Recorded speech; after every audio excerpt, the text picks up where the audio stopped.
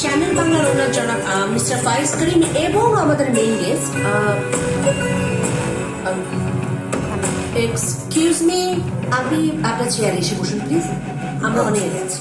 আচ্ছা মানে না হয়েছে। তাহলে আমি কোথায় বসবো? একটা চেয়ার দে।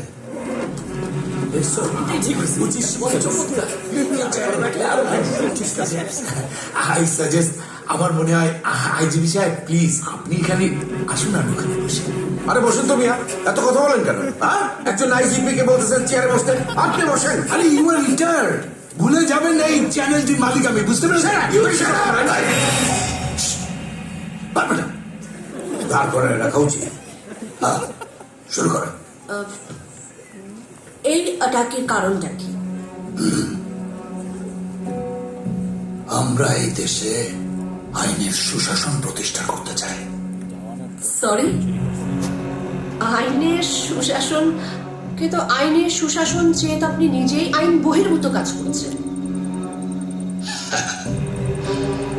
এইটা ধরেন একটা অ্যান্টিবায়োটিক ফিলোসফি।